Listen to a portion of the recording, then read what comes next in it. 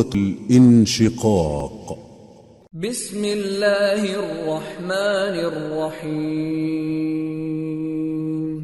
اذا السماء انشقت وأذنت لربها وحقت وإذا الأرض مدت وألقت ما فيها وتخلت وأذنت لربها وحقت.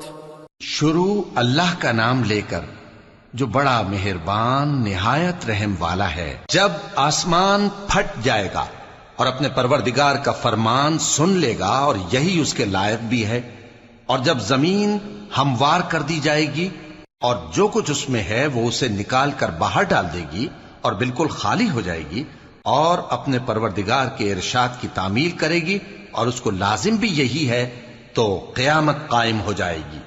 یا ایھا الانسان انک کادح الی ربک کدحا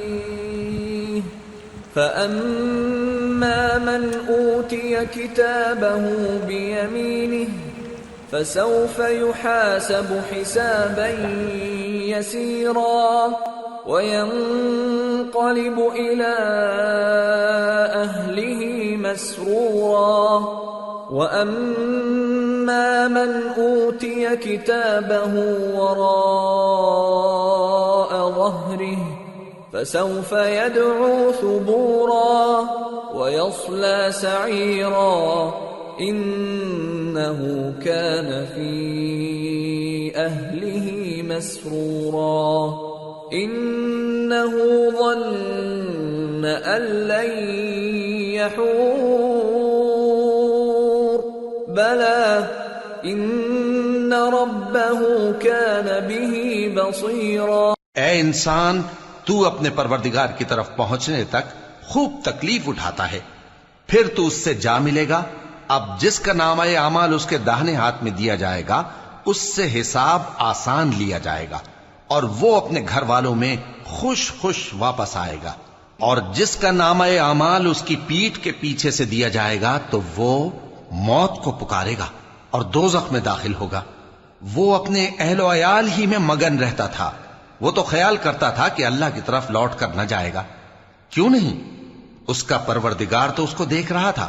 فلا اقسم بالشفق والليل وما وسق والقمر اذا اتسق لتركبن طبقا عن طبق.